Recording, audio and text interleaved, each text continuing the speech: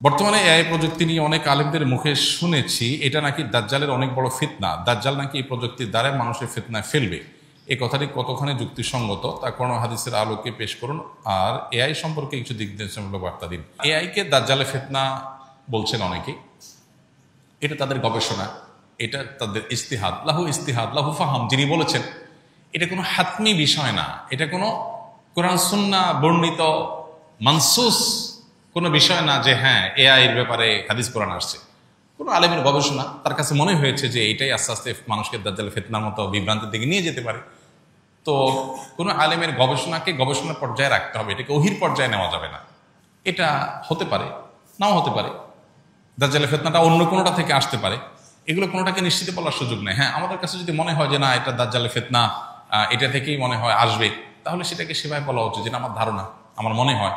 মানুষকে সতর্ক আমি করতেই পারি, বাট নিশ্চিতভাবে আমি বলে দিলাম এই রাইট আমার নাই, কারণ আমার কাছে ওহি আসেনি, এবং আমি এটা বলতে পারি না অন্য কোনো ওয়ে থেকেও দাজ্জালের ফিতনা আসতে পারে। তবে এটা ঠিক যে এটা এক ধরনের ফিতনা এবং বিভ্রান্তিতে মানুষকে ফেলে দিচ্ছে, উম্মাকে ফেলে দিচ্ছে, এবং নানাবিধ ফিতনার দুয়ার উন্মোচন করছে। ফিতনা কোথায় গিয়ে ঠেকবে, কত বড় আকার ধারণ করবে, সেটা আল্লাহু আলাম। পাশাপাশি এর ব্যবহারের কথা বলেছেন। ব্যবহারের বিষয়ে এআই দিয়ে যদি শরঈ কোনো কাজ করে, কেউ গায়রে শরঈ কাজ না করে, তো জায়েজ। এটা একটা টুল বা এটা একটা টেকনোলজি, এটাকে ব্যবহার করে যদি শরিয়া নিষিদ্ধ নয় এমন কাজ কেউ করে, তাহলে সেটা করতে অসুবিধা নেই। কিন্তু শরিয়া যেটা নিষিদ্ধ সেরকম কাজ যদি কেউ করে, প্রতারণামূলক কিছু করলো, কোনো সৃষ্টির অবয়ব তৈরি করলো, এমন কিছু করলো যেটা শরিয়া অনুমোদন করে না, তাহলে সেটা এআই দিয়ে করলেও নাজায়েজ হবে, অন্য কোনোভাবে করলেও কি হবে, নাজায়েজ হবে, হারাম হবে। অনলাইনে গেম খেললে টাকা ইনকাম করলে এবং অন্য কোনো প্রাণিত করলে বা আকর্ষণ করলে এটা কোন কাতারে দাঁড়াবে? এটা পরিষ্কারভাবে গুনাহ এবং নাজায়েজ কাজ। প্রথমত এমনিতেই গেম খেলা জায়েজ কাজ না, সময়ের অপচয়, এবং নানা কারণে সেখানে নাজায়েজ হওয়ার বহু উপাদান সেখানে থাকার কারণে সেটা নিষিদ্ধ। এরপরে আবার সেটা দিয়ে টাকা কামাই করবেন, এগুলো বেশিরভাগ ক্ষেত্রেই মানুষকে জুয়ার দিকে নিয়ে যায়। আর সবচেয়ে বড় কথা হলো এটা টাকা কামাইয়ের শরঈ কোনো উপায় বা পদ্ধতি না। অনেকে আছেন যে অ্যাড দেখে টাকা কামাই করেন, যে অ্যাড দেখলেন, যত দেখলেন তত কামাই করলেন, এটাও না জায়েজ। কারণ এই অ্যাডগুলো যখন দেখতে যাচ্ছেন সেখানে মিউজিক সহ হারাম বিষয় আসছে, আপনি হারামে লিপ্ত হয়ে তারপরে কি করছেন, টাকা কামাই করছেন। এবং এই সমস্ত গেমস ইত্যাদি থেকে টাকা উপার্জন করার এই পথ অবলম্বন করে একটা সময় দেখা যায় অনলাইন জুয়াতে আসক্ত হয়ে যায়। আজকাল অনলাইন জুয়া এটা ঘরে ঘরে জনে জনে হয়ে গেছে। এখন দেখা যায় বিভিন্ন স্পোর্টস চ্যানেলে, বিভিন্ন সাধারণ টিভি চ্যানেলে, বিভিন্ন প্রচারণায়, খেলোয়াড়দের জার্সিতে, বিভিন্ন কিছুতে দেখা যায় যে অনলাইন জুয়ার অ্যাডভার্টাইজ অহরহ, যেটা আমাদের দেশে প্রচলিত আইনেও নিষেধ, ধর্মীয়ভাবেও যেটা হারাম। সেই জিনিসটা এটাকে খুব নর্মাল করে ফেলা হয়েছে, যেন দেখার কেউ নেই। এগুলোর ব্যাপারে আমাদের সতর্ক থাকা দরকার। এগুলো আমাদের সর্বস্বকে ধ্বংস করে দিবে। এই জুয়ার পথে যারা গেছে তাদের জীবন ধ্বংস হয়ে গেছে, দুনিয়াও বরবাদ, আখিরাতও বরবাদ, পরিষ্কারভাবে হারাম। আজকাল দেখা যায় এই যে বিভিন্ন সময় বিশ্বকাপ, ফুটবল হয়, ক্রিকেট হয়, বিভিন্ন খেলা হয়, এগুলোকে কেন্দ্র করে এলাকায় এলাকায়, মহল্লা জুয়ার আসর বসে, ছেলেরা মেয়েরা বাজি ধরে। এই যে বাজি, এই যে জুয়া, এগুলো পরিষ্কারভাবে হারাম। এগুলোকে আজকাল দেখা যায় যে অনেকে ব্যবসা হিসাবে এটাকে রীতিমতো একটা ফরম্যাট দিয়ে যুবকদেরকে সেখানে লাগাই দিচ্ছেন, পরিষ্কারভাবে হারাম। এগুলোর উপরে সামাজিক সচেতনতা বাড়াতে হবে এবং রাষ্ট্রের কর্তা ব্যক্তিদেরও এগুলোর উপরে ব্যবস্থা গ্রহণ করতে হবে। আমি মুখে কোনো গালি দেই নাই, কিন্তু বন্ধুদের সাথে গ্রুপে গালিগালাজ এর টাইপিং করি মাঝে মধ্যে, এতে কি আমার গুনাহ হবে কিনা? কোনো খারাপ কথা মুখ দিয়ে বললেই শুধু খারাপ হয় না, ওইটা টাইপ করে লিখলেও কি হয়, খারাপ হয়। কোনো খারাপ কথা মুখে বললেই শুধু গুনাহ হয় না, ওইটা কলমে লিখলেও কি হয়, গুনাহ হয়। এজন্য আমাদের সব ধরনের জবানের হেফাজত করা উচিত। জবানের হেফাজত বলতে শুধুমাত্র দুই ঠোঁটের হেফাজত বা জিহ্বার হেফাজত বা মুখের হেফাজত না।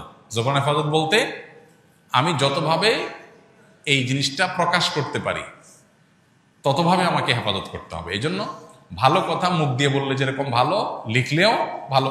আপনি কাউকে মুখে আসসালামু আলাইকুম বললেন, সওয়াব পাবেন। আবার কাউকে চিঠিতে আসসালামু আলাইকুম লিখে দিলেন, মেসেঞ্জারে টাইপে আসসালামু আলাইকুম লিখে দিলেন, সওয়াব পাবেন কি পাবেন না? ঠিক একইভাবে খারাপ কথা মুখ দিয়ে বললে যেমন খারাপ, টাইপে করলেও খারাপ। অনেক যুবকরা আছেন আজকাল নিজে এমনি গালমন্দ করেন না, খারাপ কথা বলেন না, কিন্তু বন্ধু বান্ধবের পালায় পড়ে আড্ডাবাজির পাল্লায় পড়ে দেখা যায় যে তিনি বিভিন্ন রকমের গুনাহে লিপ্ত হয়ে যান।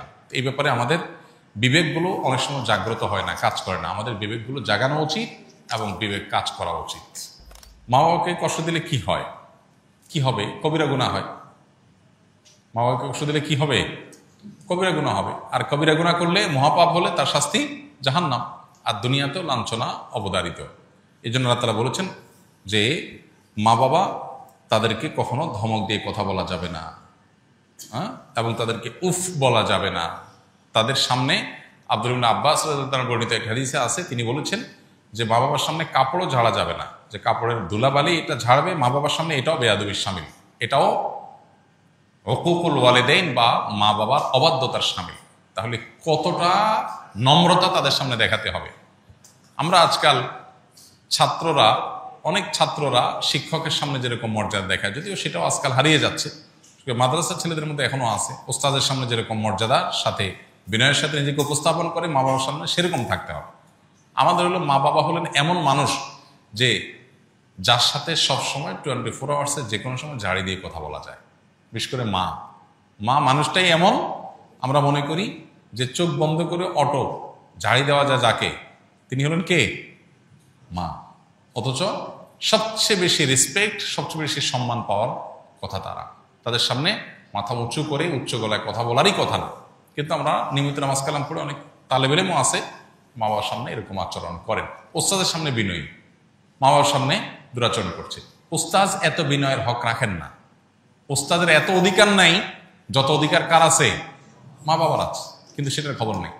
আমরা অনেকেই এক্ষেত্রে ভুল করি। কেউ কারোর মাধ্যমে সালাম পাঠালে তার উত্তরে কি বলবো? কেউ কারোর মাধ্যমে যদি সালাম পাঠায় তাহলে সেক্ষেত্রে আপনি উত্তরে বলবেন ওয়া আলাইকা ওয়া আলাইহিস সালাম, অর্থাৎ তুমি যে সালামটা নিয়ে আসছো তোমার প্রতি এবং যিনি সালাম পাঠালেন উভয়ের প্রতি আল্লাহর শান্তি বর্ষিত হোক। এভাবে আমরা সালামের জবাব দিব যদি কারোর মাধ্যমে লোক মারফতে সালাম পাই।